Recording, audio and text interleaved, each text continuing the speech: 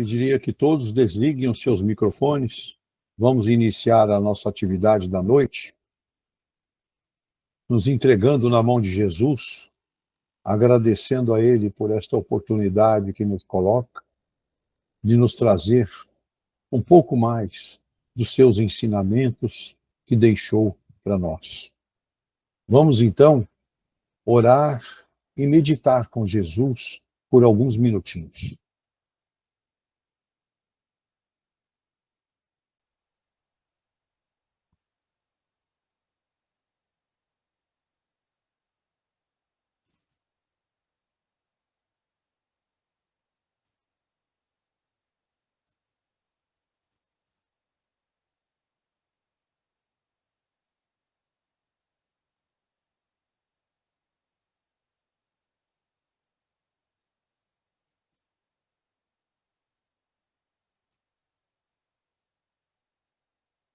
Muito bom, maravilha, né? Momento gratificante.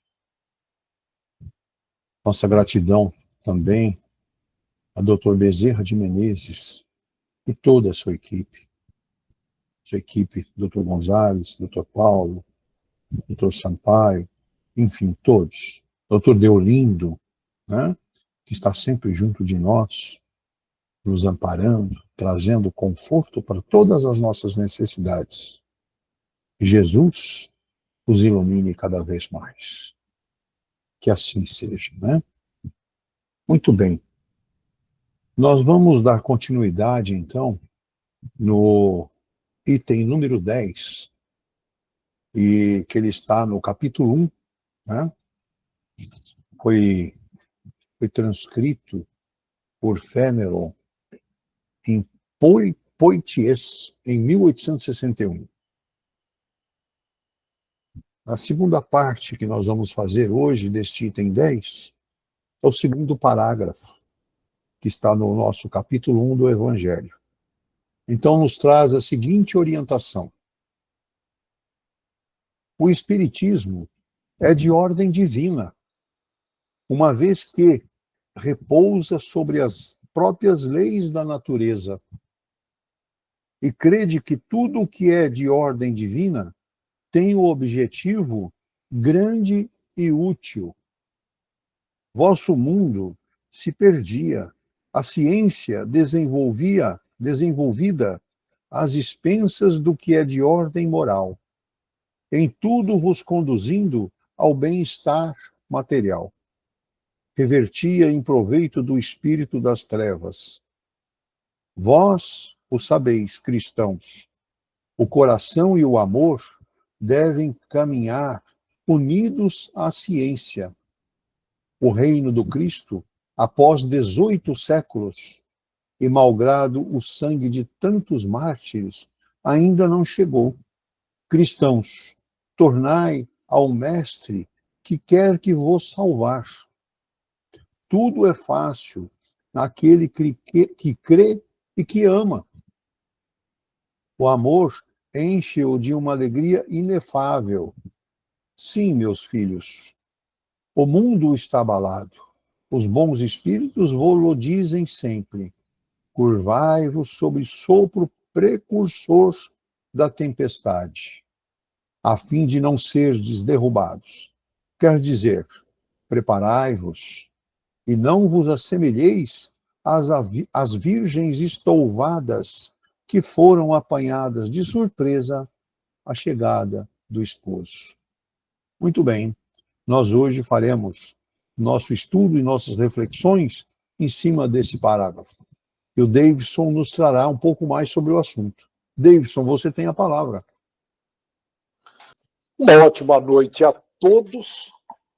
Vamos ao nosso estudo. Olha, para recordar, na última quinta-feira da semana passada, foi dito lá no Evangelho que o mundo está abalado em seus fundamentos. E está. Eu sei que muita gente não quer perceber isso, mas está. Tem gente que fala, não, mas não fala sobre isso. Tem que ser falado sim. Está certinho no Evangelho. E ecoará o trovão. Eu lembro que nós paramos exatamente aí, e uma palavra fortíssima. Sede firmes. Isso não está de brincadeira no Evangelho. Não está. Nós temos que levar isso muito a sério.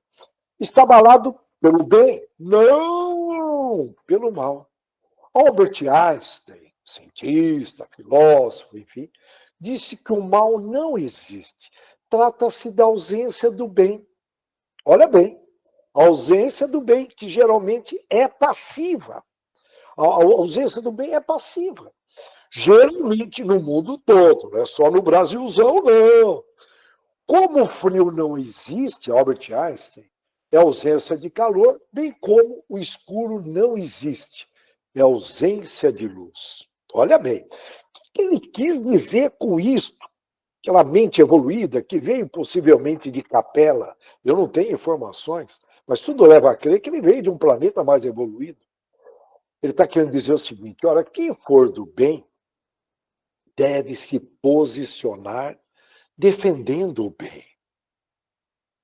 Ok? Se você é moderado, sabe aquele moderado, na sua defesa, passa a ser cúmplice do mal. Tem de se posicionar com firmeza. Eu não acredito nisso, eu acredito nisso. Ocupar espaço, lógico, dentro do cristianismo, dentro dos valores cristãos. Mas tem que se posicionar com firmeza, com olhar determinado. Tem gente hoje com vergonha de falar que é do bem. Eu percebo. E aí que está. Quando o mal percebe que você está vacilante, está titubeando, tanto o mal encarnado quanto o desencarnado, o que acontece? Ele avança. É básico isso. Ele quer ocupar espaço, quer poder. Eles do mal vão avançando se ninguém reage. Foi assim todas as maldades do planeta. É só estudar, gente. Não estou trazendo novidade. Eu já falei aqui várias vezes, mas é um exemplo que me incomodou muito. O exemplo da cidade do Rio de Janeiro. Eu estive lá, já comentei várias vezes, em 80, a gente via que já as forças já estavam se abrandando perante o mal. Ok? Bom, já era uma cidade violenta. Eu lembro, eu acompanhei de perto isso, eu sou testemunha, os militares, para receber o pagamento, eram orientados, os militares, para irem em grupo até o Banco do Brasil, porque já era muito arriscado em 1980.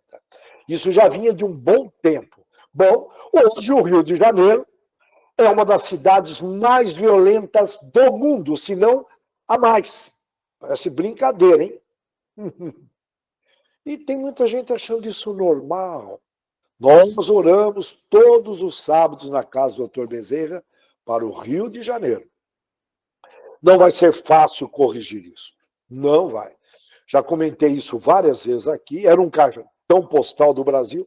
Hoje nos envergonha como brasileiro. Envergonha mesmo. Isso não é brincadeira. Por outro lado, essas trevas, essas ausências, é um termo tão pejorativo, né? Trevas, né? Ausência de luz, são ausências do bem, que pode estar dentro de nós e dentro dos outros, encarnados e desencarnados. Essas trevas são chamadas, está lá no livro Vinha de Luz, 144, são chamadas de lobos por Jesus. Lobos dentro de nós podem ser as células negativas, células nossas. Nós temos células negativas aqui dentro, que ganham um reforço danado, elas se reforçam, elas se alimentam. Quando a energia mental do camarada é negativa, vocês me entendem? 7 pecados capitais, raiva, inveja, cobiça, mágoas, tudo isso fortalece essas células negativas. Nesse caso, com seus pensamentos negativos, vou imaginar alguém com pensamento negativo, ele é louco e cordeiro ao mesmo tempo, porque ele está se autodestruindo e, ao mesmo tempo, ele está procurando se defender de uma forma geralmente passiva. Portanto, essa é a causa de uma boa parte dos problemas de saúde da população. Ok? E é a nossa energia mental. Além de nos contaminar, contribui ao redor também contaminando, com energias negativas. Se uma pessoa despreparada, que não está aí orando, vigiando, se aproxima de você, ela corre um risco de ser contaminada, quando você está com pensamentos negativos. Do lado externo do nosso corpo, as trevas são os irmãozinhos, obsessores encarnados. Muitas vezes no seu trabalho tem um obsessor encarnado que fica ali te obsediando, você não percebe. E os desencarnados. E outras criaturas que estão aí, que ainda são filhos, essas criaturas são filhas de Deus, que ainda estão no mal. A gente sabe que vem a dor, e isso é temporário, com a dor esses irmãozinhos vão evoluindo. E que ficam aí, portanto, contaminando, agindo na negatividade. E aí a pergunta a ser feita é, o que fazer? O que eu devo fazer? A gente já vem estudando um bom tempo. Se aproximar de Jesus. Buscar Jesus como aquela mulher que estava com problemas de saúde e ninguém deixava ela se aproximar de Jesus, e ela toca nas vestes de Jesus, e Jesus vira e fala, alguém me tocou. E aí ela é curada naquele momento. A fé dela curou ela, e tocando nas vestes de Jesus. Uma cena maravilhosa. E então, olha, se aproximar de Jesus através do desconfiar, olhar, não é à toa que Jesus falou isso, vigiar os seus pensamentos, vigiar também, está vindo algum pensamento de fora, enfim, prestar atenção, e orar continuamente. Os tempos estão acelerados, de repente passa o dia, e a gente fala, caramba, era para eu ter orado à tarde, não orei. E aí vai. E, logicamente, com isso, entrar e permanecer continuamente num porto seguro. Porto seguro? Nos dias atuais? Sim. Que é na egrégora de Jesus. E que só depende de você. E não precisa gastar dinheiro com isso, é gratuito. Mas sendo gratuito, a gente não valoriza. Eu vou repetir. Nos dias atuais de muitas turbulências, João previu lá em Apocalipse, lógico que depois vai melhorar muito, a hora que ocorrer o juízo final, a separação do joio do trigo. Mas o único porto seguro que eu conheço aqui no planeta Terra é na egrégora de Jesus. Olhando, vigiando e orando. Ok? Eu estou vendo que uma pequena porcentagem disso vai levar isso a sério. Na boa, geralmente é assim. Eu gostaria que fosse uma porcentagem maior. Não estou só conversando com nós encarnados, tem os irmãos desencarnados aqui também. Bom, com isso, com a luz de Jesus, frequência elevada, você consegue discernir a verdade. Porque sem saber a verdade, você faz escolhas erradas, toma atitudes erradas. Nós estamos escolhendo constantemente. E, consequentemente, se você tomar atitudes equivocadas, você acaba gerando prisões mentais, sofrimentos desnecessários. Desnecessários. E o ideal é se libertar. E você vê que depende de nós. Depende de nós. Não depende de ninguém mais. Depende de nós. De nós. Não depende do Estado, não depende da prefeita, não depende do vizinho. É de nós. É de nós. Essa independência é nossa. E outra, lógico que nós precisamos da ajuda do próximo, sim. Mas esse tocante depende de nós. Em outras palavras, perceber a realidade não é para qualquer um nos dias atuais. Está tudo, muitas mudanças, o que está rolando, não sei que caminho tomar. Quem não percebe isto, o fluxo de realidade, está obedecendo ilusões. Tá? Está em ilusões, que é um campo fértil para os irmãozinhos que ainda não são do bem atuarem com muita facilidade. Muita facilidade. Discernir a presença sutil, é bem sutil, não dá bandeira, é muito disfarçado, é enganação, cheio de mentiras. Eu sei que tem muita gente que cai, eu acredito, enfim, mas enfim, a gente tem que respeitar. Mas tem que prestar atenção nas sutilezas, só não percebe realmente quem não está focado ali prestando atenção. E aí, a ausência do bem não é fácil. Um exemplo. bastante sutil, hein? Eu estou falando isso porque eu lidei recentemente numa uma organização de um amigo meu, uma empresa, mas eu vou comentar aqui. Mas vamos levar aqui para o familiar. Um pai, olha bem, é sutil, líder da família, que só tem olhar para o que está errado. Sabe aquele pai crítico que vive lamentando, só critica, pouquíssimos elogios, não tem elogio, passa o tempo buscando defeito. Não elogia em hipótese alguma. O que ele vai provocar com o tempo? Desânimo, baixa autoestima. O ambiente, ao invés de ficar sadio, deixa de ser sadio. Consequentemente, é um desmotivador em potencial. Um líder, hein? Isso numa família, uma verdadeira contaminação. Consequências. Geralmente, filhos sem autoconfiança, e alguns até com graves problemas psicológicos, e tais aí como complexo de inferioridade.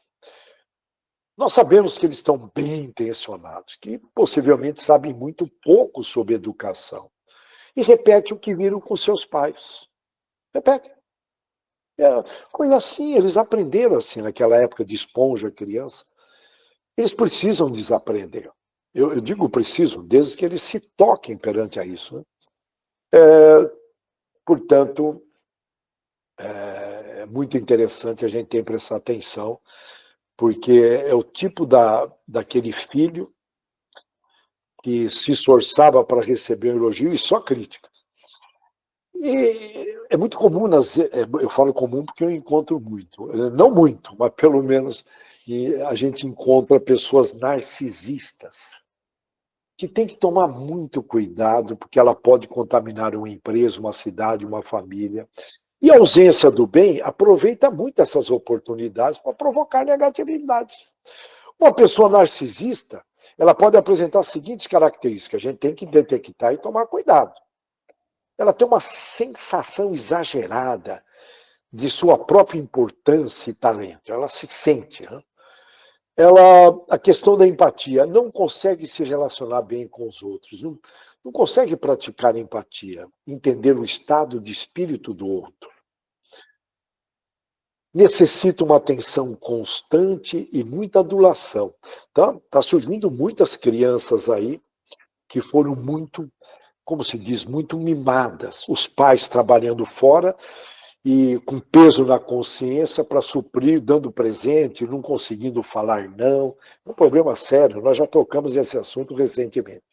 Eles acreditam que os outros estão com inveja dela, da pessoa narcisista, mas na verdade são elas que sentem inveja de quem tem algo que elas desejam, tá? Principalmente ter ali, né? O ter tem uma importância danada. Se chateiam, são sensíveis à crítica dos outros, e sua autoestima depende muito da consideração dos outros. E uma criança excessivamente criticada pode pegar esse norte. Pode ocorrer, não estou dizendo que isso são vários fatores que levam ao narcisismo, inclusive vidas anteriores.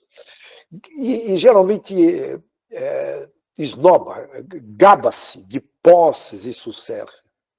E geralmente trata os outros com rispidez. Eu falo porque nós tivemos um problema sério de um cliente, de um amigo nosso, enfim, que ele tinha como sócio uma pessoa narcisista. Meu Deus do céu, vocês não imaginam o que nós passamos, né? Agora, por favor, conforme eu fui falando, se alguém se identificou, não relaciona com isso.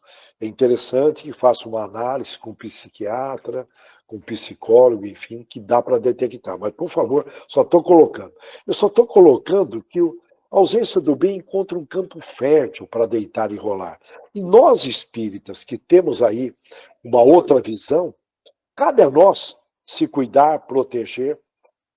E eu acompanhei recentemente um caso de um empresário que ele dava participação de resultados desde quando a empresa começou bem pequenininha, para um diretor, amigo dele, que trabalharam junto, vararam madrugadas, finais de semana, sem férias, e essa empresa cresceu muito. E esse dono da empresa percebeu que o salário que ele estava pagando se tornou elevado para esse diretor. ok? Muito elevado. Apesar de ele estar muito bem de dinheiro, porque ele cresceu muito, ele estava... É interessante, quanto mais ganha, aumenta, não sei... São raras as pessoas que sabem lidar com a riqueza. É uma prova. Nós sabemos, uma grande prova. Nós sabemos aqui, nós espíritas, e a tal da ganância, da ambição, que não ia fazer diferença nenhuma isso. O que ele começou a fazer? Aí que eu entro na história, sem querer, tá? Ele começou a bater e depreciar e criticar diariamente esse diretor. E até bypassando ele. Olha que esse diretor, graças a Deus, era religioso. Nós fomos sustentando, suportando, e quase ele adquiriu problemas psicológicos graves. Teve algumas pequenas consequências tratáveis, graças a Deus, porque foi mais de um ano batendo para poder negociar. A hora que joga a pessoa lá embaixo, a negociação é um jogo. Esses camaradas, quando ganham muito dinheiro, se perdem. Eu diria que se desenvolve na psicopatia, é um negócio muito frio, é estranho, né? É o rei Mamon, se afasta de alguma forma dos bens espirituais, né? Eu até diria aí que, em outras palavras, acaba vendendo a alma, é mais ou menos isto mesmo, é isso mesmo. E olha que interessante, né? Tudo para negociar um salário mais baixo. Agora voltou ao normal, está tratando bem do cara. Então, mas não tem noção do que fez, cara. Mas não tem noção mínima do que pode provocar na mente de uma pessoa. E tem pessoas que acham isso normal. Não é normal, a gente tem que se olhar. Olha, e muitas vezes, sim, bem intencionado. Nesse caso era mal intencionado, era uma negociação. Mas geralmente a gente assiste aí parentes, amigos, bem intencionados. Os líderes só têm, geralmente, olhar para o que está errado, mesmo porque não dá tempo de olhar o que, hoje em dia, uma grande empresa não dá tempo de olhar as coisas boas. É compreensível, os riscos são grandes em nome deles, enfim, e é só críticas. Crítica. E é interessante, o excesso se torna veneno. Geralmente são líderes que, quando criança, tiravam uma nota alta na escola e corria para contar para os pais, que o pai dizia, você não fez... Eu tirei 10, pai. E o pai dizia, você não fez nada mais do que a sua obrigação, moleque. Você não faz nada, você não está trabalhando. É o mínimo do mínimo, moleque. Ô, moleque. Era mais ou menos assim na minha época. Eu acho que não sei se mudou muito, enfim, não dá para generalizar. Por ignorância sobre educação ou não, sem sombra de dúvida, o bem não está presente numa situação dessa. E a ausência do bem aproveita isso. Vixe, deita e rola, e faz parte. Em resumo, o mal se apresenta de várias formas. Lógico que a gente vê aí nas mídias, na imprensa, o mal pesado, declarado, visível. Mas o que me preocupa é esse mal que vai se instalando, e nós temos que quadruplicar a atenção. É bem simples, se eu não estou fazendo bem, eu estou fazendo mal. Né? Eu tenho que prestar atenção. Não tem meio termo. Portanto, acaba gerando desânimo, a desmotivação não é do bem. Desmotivar uma pessoa, jogar para baixo, não é do bem.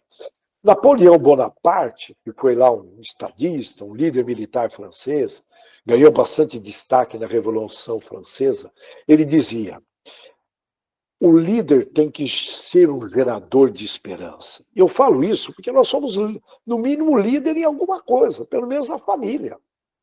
Se nós cuidarmos bem desse detalhe, eu vou deixar uma pergunta aqui. Quem fez um elogio nessa última semana? Não precisa levantar a mão, né? Quem fez? Se não fez, está dormindo de botina. Nós temos que buscar oportunidades, ficar atentos para poder elogiar. Tantas coisas boas acontecendo. E mesmo que seja uma pessoa desconhecida. Eu tenho elogiado nas mídias, eu não vou citar nomes aqui, porque, enfim, não vamos misturar os assuntos. Eu venho seguindo um camarada no YouTube, que o camarada tem um texto maravilhoso, criativo, inteligentíssimo. E ele trouxe comentários da propaganda do Jaguar e da Volvo recentemente. Ele fez um comentário tão inteligente, eu mando elogios para ele. Eu digito lá, olha, parabéns pela criatividade. E eu percebo que ele está crescendo. Então nós não podemos, se você não tem alguém, procura, tem jeito. E você vai estar fazendo aí, de alguma forma, uma caridade. A nova terra não vai ser construída pelos desanimados, pelos insatisfeitos ou frágeis. Isso é um pedido de Jesus, sede firmes. Ele que pediu. Lembrando que Maomé, que foi foi o profeta com o maior respeito, lá do Velho Testamento, que recebeu a mensagem de Alá, ele que praticamente o fundador do islamismo, lá no século VII, recebeu aquela revelação, quando o anjo Gabriel trouxe a mensagem de Deus, ele disse, é importante isso, eu não sei o propósito da vida. Moisés, o escolhido, profeta. Confúcio disse, eu não sou o caminho. Olha bem, tá?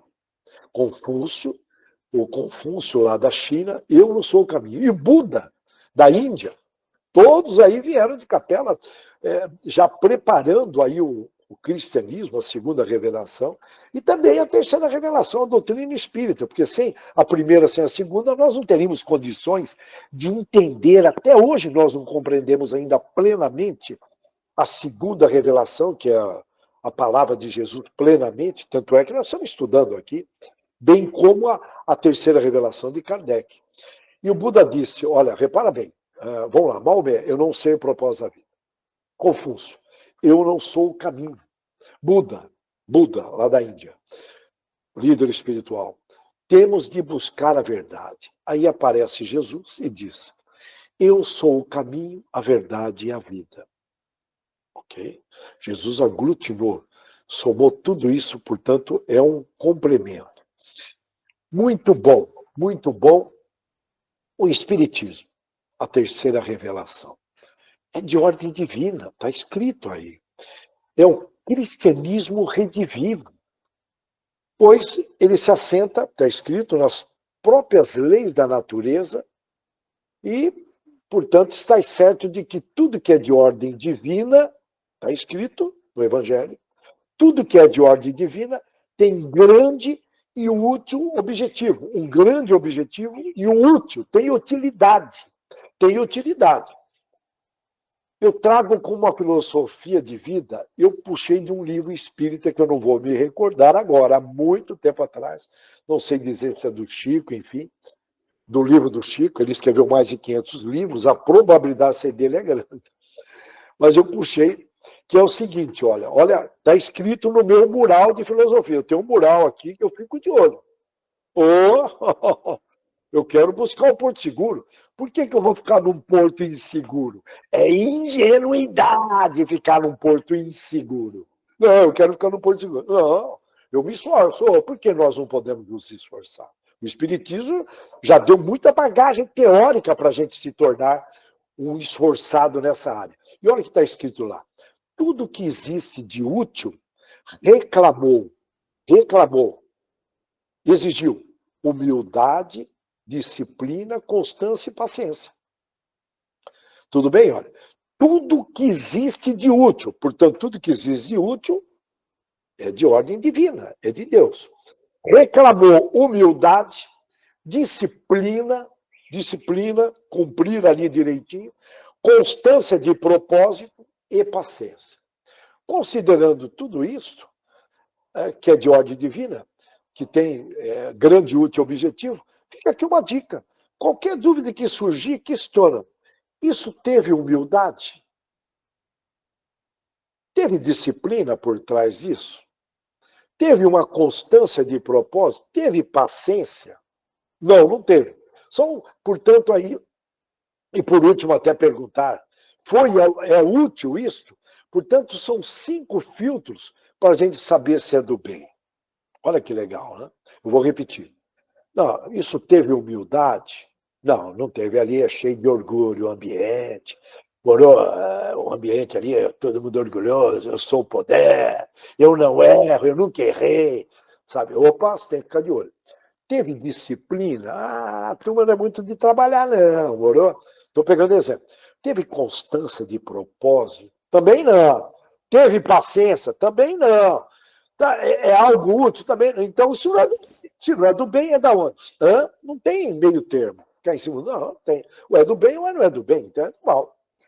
A doutrina espírita é um conjunto de leis revelada pelos espíritos superiores, que estão ali nas obras, as 5 obras principais de Allan Kardec. Depois vieram mais 2, mas não vou dizer muito, não. O Espiritismo veio recordar e complementar os ensinamentos de Jesus. Se alguém agora lhe perguntasse quais são os princípios fundamentais do Espiritismo, alguém perguntar para você, quais são os princípios? Vamos supor um evangélico, quais são os princípios fundamentais do Espiritismo? O que você responderia? Pensa. O evangélico, mas quais são os princípios fundamentais do Espiritismo? O que você responderia? Pense. Pense, reflita. Mas vamos lá. Como o tempo é curto, os princípios fundamentais são eles: a existência de Deus, a imortalidade da alma, a reencarnação, vamos relembrando, o esquecimento temporário das vidas passadas, que eu agradeço demais a conta. Eu lembro num centro espírita que apareceu uma entidade e falou: eu sei o teu passado. Falei, por favor, não fale. Já percebi que o espírito não era elevado. E na época o pessoal vacilava, há muito tempo atrás. Não vou entrar na questão. Falei, se Deus apagou, quem é você de relembrar? Então segura aí, irmão. Segura aí, irmão. Então o esquecimento temporário das vidas passadas. Se tiver algum centro, fala, olha, eu sei quem foi você, segura. Opa, aqui não. Tem influência negativa. Tem que ficar esperto, esperto. A comunicabilidade dos espíritos, essa comunicação nas reuniões de desobsessão, de esclarecimento, a fé raciocinada, a lei da evolução. Nós estamos aqui progredindo, tendo a oportunidade de progredir. A existência de mundos habitados, quando a gente olha para o céu, e o mais importante, a lei do amor que Jesus trouxe. Lá no túmulo de Allan Kardec, na França, está escrito lá no túmulo dele, tá? Você vê que resume a doutrina espírita, que é a doutrina de amor, justiça e progresso. Olha, amor, justiça e progresso. Se dependesse de mim, nós colocaríamos isso na bandeira do Brasil. Ordem, progresso, amor, justiça. O progresso já está aí. Olha bem, olha. Ordem, progresso, amor e justiça. Estaria na bandeira do Brasil, que merece pátria do Evangelho. Mas está escrito no túmulo de Allan Kardec: nascer, morrer, renascer, ainda e progredir sempre, tal é a lei. Olha, nascer, morrer, renascer, ainda, está escrito lá, hein, em francês, e progredir sempre, tal é a lei. Olha que lindo, né? Vou repetir: nascer, morrer, renascer, ele já traz, lógico, a reencarnação, ainda e progredir sempre, tal é a lei. Se nós não fizermos um progresso essa semana que passou, vacilamos. Ok? Bom, eu vou parar por aqui, porque eu acho que dá para levar mais um minutinho. Por que conhecer? Porque eu quero entrar na próxima, na questão das virgens, que fala bem no último texto, para a gente entender o que Jesus quis dizer das virgens loucas. Nós vamos explicar direitinho, nós estamos estudando, se aprofundando, não vai ser uma leitura, uma repetição, não. A gente quer mergulhar. Por que conhecer o Espiritismo?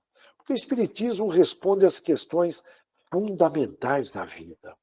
Quais são elas? Quem somos? Está respondendo. De onde viemos?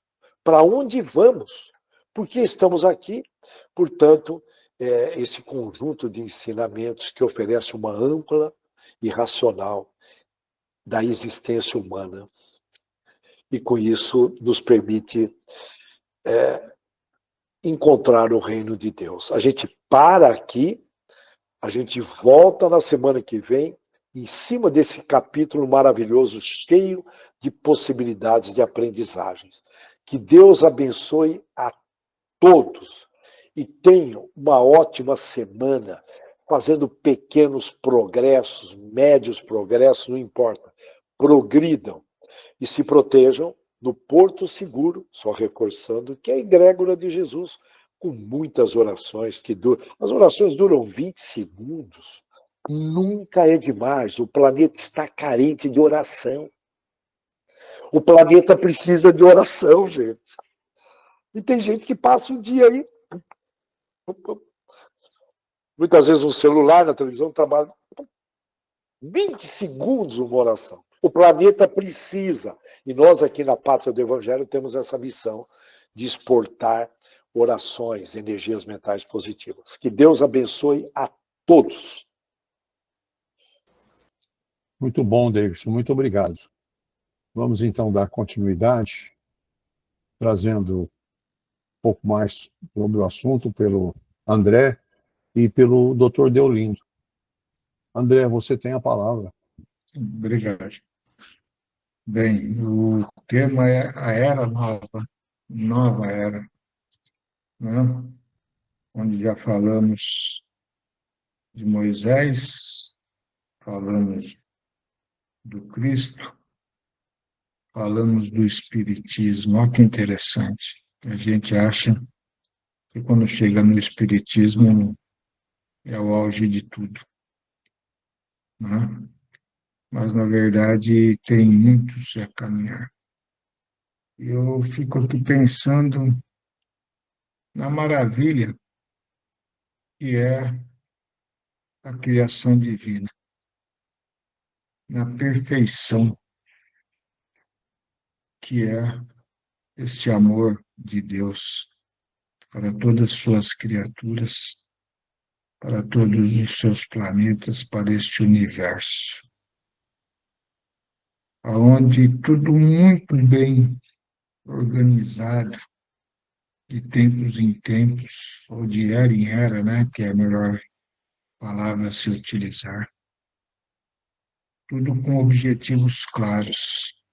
Se nós pararmos e vermos desde os primórdios, nós chegaremos a uma conclusão, que Deus, ele fez tudo para que o progresso, a evolução do universo seja constante, seja infinita. Olha só, se nós voltarmos lá atrás na Gênese, na criação, quando eu falo na Gênese espírita, ou kardecista, nós veremos que o mundo não era habitável, o planeta Terra não era habitável, porque muitos mundos existem aí. Um mundo constituído por uma bola de fogo, gases rarefeitos, sem condição nenhuma de vida animal, de vida luminal, de vida vegetal. Aí a gente para e pensa, por que Deus criou isto? Mas é o princípio de um novo planeta. E assim ocorre com todos. Porque Deus cria o planeta, o mundo, para que aqueles que ali irão habitar possam evoluir em conjunto. E o tempo foi se passando, vou resumir bem, senão vou ficar uma hora aqui falando da criação. O tempo foi se passando, as tempestades torrenciais aconteciam todos os dias, porque era um planeta muito quente, onde com isso tinha, vamos dizer assim, o quente e o frio, o mundo foi se moldando com planícies, planaltos, montanhas, rios, o ar foi se tornando mais sutil, mais leve, não aquele ar repleto de metais pesados. Aparece o primeiro ser, os anfíbios, porque o mundo ainda não existe, não tinha o seu oxigênio, mas ali na água, o H2O. Olha que perfeição de Deus. A partir dali veio os vegetais, os animais,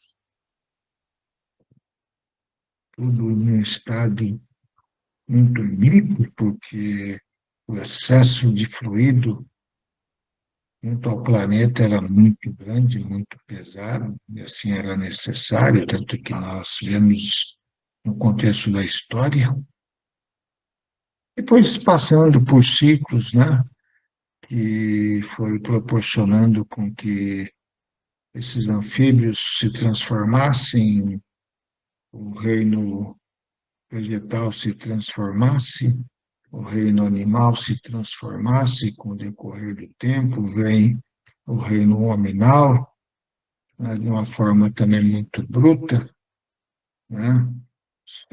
Um ser totalmente ignorante, bruto, que só tinha contigo o contexto da sobrevivência, da procriação, não sabia outra coisa, porque não tinha a inteligência desperta, mas tinha os instintos para que isso ocorresse. Veja, é a ação de Deus no momento tão bruto do mundo, ou do planeta.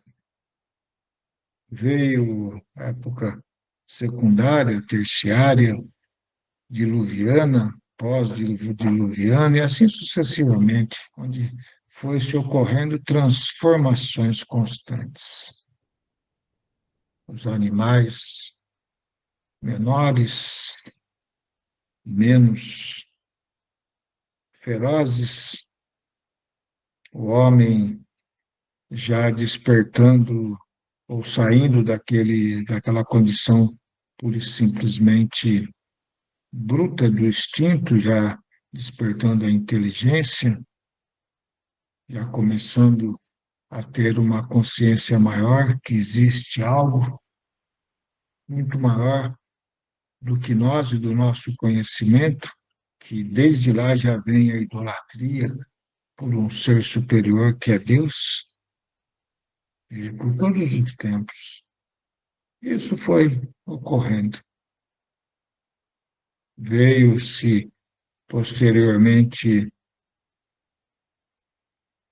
através dos profetas, que está lá no Antigo Testamento, né? Começando a reeducar esse povo bruto na sua condição, porque, na verdade, muito pouco ainda tinha um discernimento do verdadeiro Deus, mas sempre trazia um norte para aquele povo, para aqueles cidadãos. Veio muitas coisas a ocorrer, Grécia, Roma, e assim sucessivamente. E Moisés, na sua época, na sua condição, com a sua missão, já colocando a existência do único Deus, e Jesus a complementar de forma maravilhosa tudo isso, deixou bem claro, né, de que teria novas revelações com o Espírito Verdade, mas deixando a frase, né, da qual ele é o caminho, a vida e a luz, porque ali se tem um verdadeiro amor, a verdadeira sabedoria, um espírito muito evoluído, que veio no tempo correto para provocar transformações. após isso, falamos do Espiritismo, mas vem essa era nova que tudo se completa. Por que tudo se completa? Porque as transformações foram tão grandes que nós olhamos para nós hoje, se bobearmos, tiver um pouquinho de conhecimento, nem acreditamos que fomos aquele ser tão troglodita, né, de 10, 15, 20 mil anos atrás. Olha só. Mas um detalhe importantíssimo dessa nova era. Qual vai ser a prevalecência nesta nova era? Será que é a fé? Será que é a inteligência? Será que são as descobertas? Será que é o conhecimento da filosofia religiosa? Não. A nova era veio exclusivamente para que o processo moral do ser tivesse grandes transformações. E o Espiritismo, assim, veio com determinação divina para colaborar para isso. Porque as outras filosofias se encontram presentes dentro daquela credulidade, muitas das vezes cega, inconcebível. O Espiritismo traz a visão, a amplitude de tudo.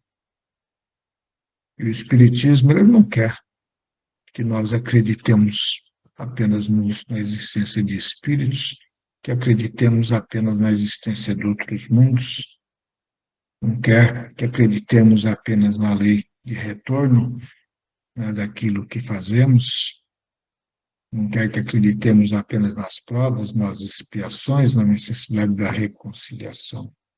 Não. O Espiritismo quer que nós evoluamos moralmente, onde tudo se completa, porque por ser ou para o espírito se tornar um bom ser, não adianta ele ter só o amor dentro de ti e a ignorância, não adianta ele ter inteligência dentro de ti e não ter o amor. Ele tem que se completar. E por isso que nessa nova era, porque estamos vivendo essa nova era ainda, certo? Não mudamos, né, de tempo ainda, apesar de estarmos numa fase de transição, né? Essa nova era aí, estamos vivendo ela, um aprendizado constante, com muitas dificuldades ainda, né, de fazer com que esse fator moral tenha prevalecência junto a nós. Mas não podemos negar que muito evoluiu, muito se evoluiu. Lógico, quando falamos de um planeta de prova e de expiação, nós temos que ter a consciência plena e dar a mão à palmatória de que o mal ainda prevalece. Por quê? Porque há uma constante oportunidade reencarnatórias de seres em todas as condições morais, intelectuais, sentimentais, espirituais, a qual tudo se complete e proporciona aprendizado de um para com o outro. Por isso que necessitamos de exercitar outra lei de Deus, além da lei do amor, que é a lei da sociedade, para que tudo se complete e juntos possamos formar uma corrente muito grande e propiciarmos com que, nesta nova era, nesse momento de transição que nos encontramos, possamos passar para uma nova fase da regeneração. Olha só, o processo evolutivo que está se ocorrendo. Um novo mundo já foi detectado. Ficou bem claro que ele é idêntico à Terra, mas repleto de fluidos pesados, igual era a Terra lá atrás. O que será que significa isso? E está muito próximo da Terra. Olha que coisa esquisita, não é verdade? Esquisita não, né? Estou brincando na palavra esquisito. Não, é a providência divina para que no momento propício de ter que separar o joio do trigo, esse novo planeta vai ser o habitar dos espíritos teimosos que não quiseram acompanhar esse processo de evolução que é a lei de Deus. Os que assim seguiram vão continuar habitando no planeta Terra com sentimentos um pouco diferentes, não é muito diferente, não, porque estamos saindo de uma fase de prova e expiação para a regeneração. Olha só, aonde apenas a vontade do bem vai prevalecer. Opa, então é um planeta com bons pensamentos, então vamos dizer assim, é um planeta do bem. Enquanto o outro planeta, não vou dizer que é um planeta do mal, mas é um planeta hospital, escola, igual é o nosso nos dias de hoje. Nova era, correto? Que é o título que nós estamos falando. Vamos nos esforçarmos para isso? E nós que somos espíritas ou simpatizantes do espiritismo, temos responsabilidades até maiores, porque que a clareza, a transparência está ao nosso dispor. Só não enxerga quem não quer enxergar. Jesus assim falou, só não ouve quem não quer ouvir. Muitas das vezes nos iludimos. E lógico, pelo tudo que foi falado, o Espiritismo também deixa bem claro que nós temos que ter esperança, fé, positivismo, amor, doar energias positivas, amorosas, cumprir com as suas obrigações para aqueles que Deus te tutelou, para que o levante, não o afunde no lamaçal violento devido à condição que você se coloca, às vezes, por não estar satisfeito com a sua condição de vida material, que você, muitas das vezes, necessita, ou você até mesmo criou, né, pelas suas ignorância e pelos seus erros, decisões mal tomadas, e ficamos culpando a Deus. Não, de forma alguma, vamos fazer a nossa parte. Vamos melhorarmos todos os dias. Não esqueçam da oração constante, não esqueçam de dialogar com Deus, não façam apenas aquela prece decorada, conversem com Deus. Tenham coragem de falar para Ele os seus defeitos, tenham coragem de pedir para Ele luz, força para superar. Veja, não fica apenas com aquela ilusão de que uma prece decorada vai resolver tudo, não. Tem que ter a sinceridade, a entrega, aquele diálogo, igual quando estamos com um problema e temos que enfrentar o problema e ir lá conversar no olho do olho com o nosso companheiro para resolver. Assim tem que ser com Deus, todos os dias, porque nós necessitamos deles todos os dias, gente. Então, façamos na manhã, façamos na hora do almoço, façamos à noite. Iluminemos, protegemos, caminhemos para que sejamos nós os responsáveis em fazer que essa nova era se concretize, porque assim está determinado. Então, queria apenas deixar esse esclarecimentinho desse título e pedir a Deus, então, e a todos, que assim, nesse momento, possamos nós nos entregarmos a Deus. Mas eu quero que todos se entreguem de coração. Acabei de dizer, nós temos diálogo franco com Deus. Vamos ter esse diálogo franco com Deus agora. Pedindo a Ele que possamos estarmos sempre fortalecidos diante dessas oportunidades que temos de nos fortalecermos no conhecimento. Porque o conhecimento é a maior riqueza que nós temos. Ninguém tirará de nós. O ouro, o dinheiro, a casa, o carro, ficará para trás. Não que não necessitamos para o nosso bem-estar, sim, por estarmos num mundo estritamente material. Mas a riqueza do conhecimento, a riqueza do sentimento, que tudo se completa no fator de evolução moral, espiritual que necessitamos. Esse ninguém nos roubará. Então, temos sim que nos esforçarmos demasiadamente para isto. Porque assim estamos a nos entregar ao Pai cada vez mais, com mais facilidade, com mais pureza, com mais sinceridade. E é o que estamos a fazer agora. Nos entregando a Ele. Ó Pai, a Ti nós rogamos, para que a Tua luz entre como uma gotícula no coração de cada um desses nossos irmãos.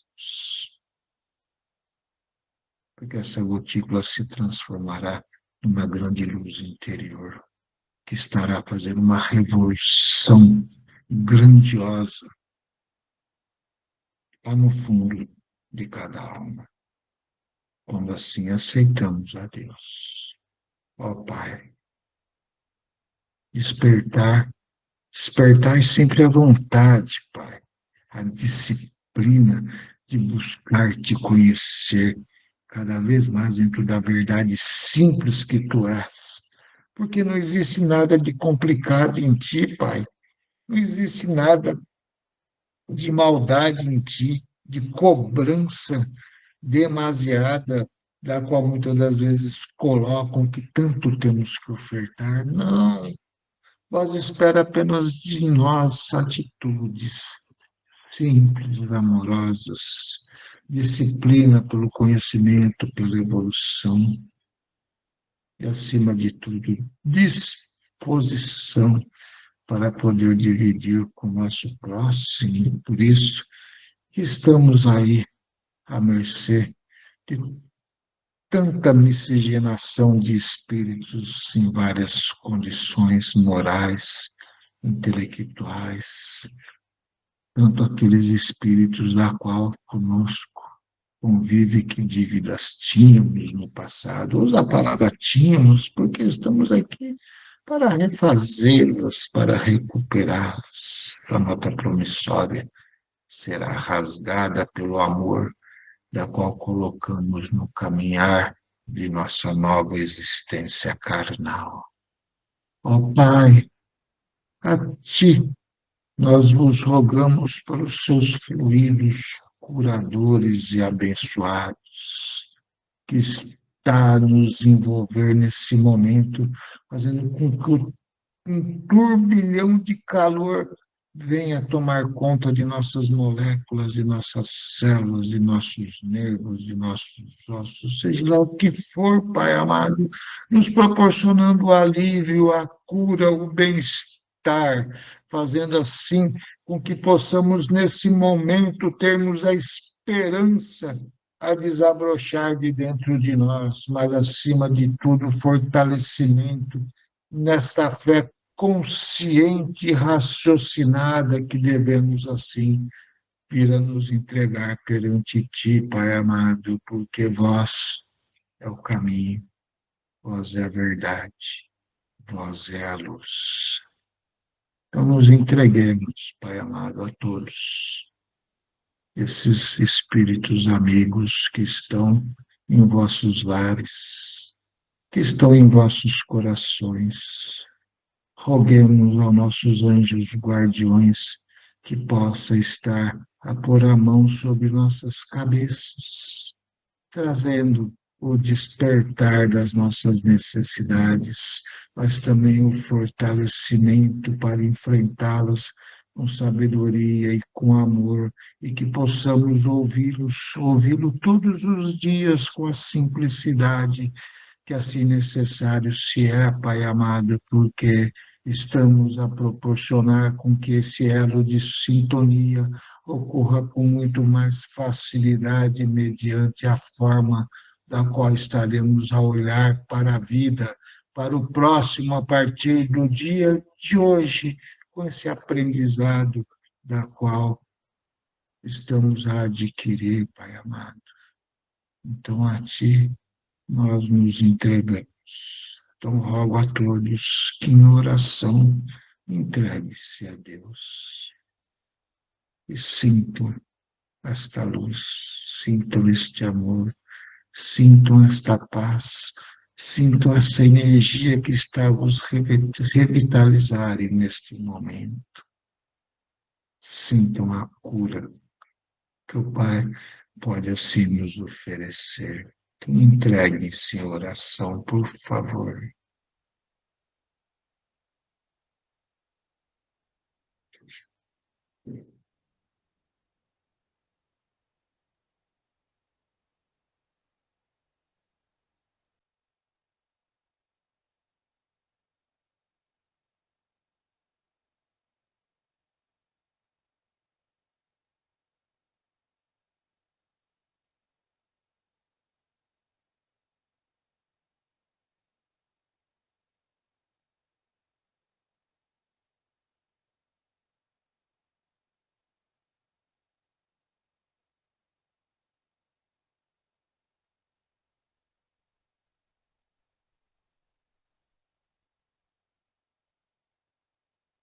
Assim que essa paz do Divino e Amado Mestre estejais fincados nos vossos corações.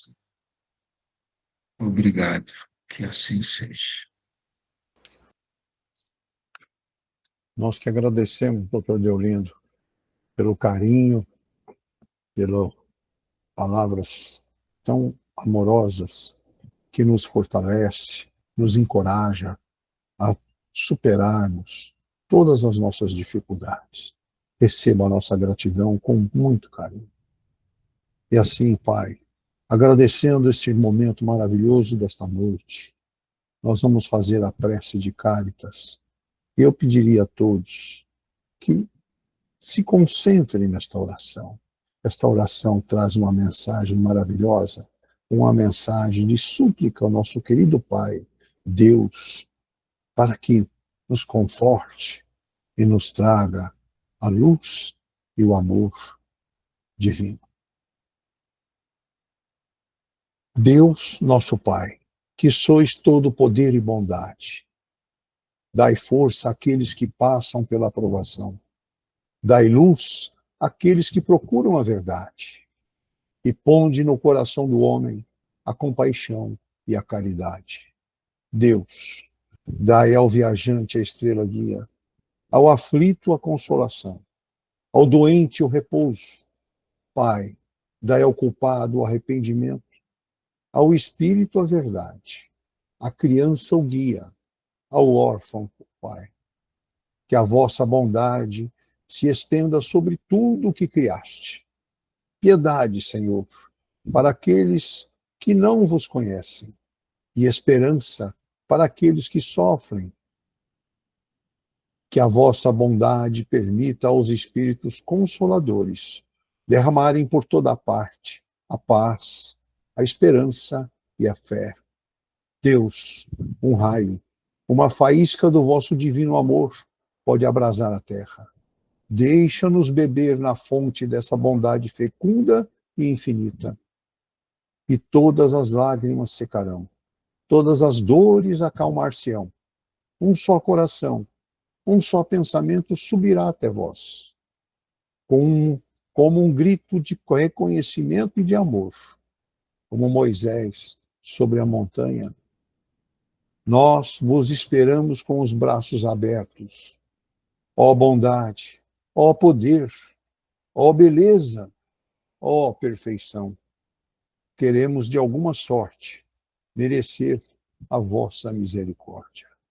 Deus, dai-nos a força no progresso de subir até vós. Dai-nos a caridade pura, dai-nos a fé e a razão, dai-nos a simplicidade, que fará de nossas almas o espelho onde refletirá um dia a vossa santíssima imagem. Que assim seja. Jesus abençoe a todos nós. Muito bom. Uma boa noite a todos, então.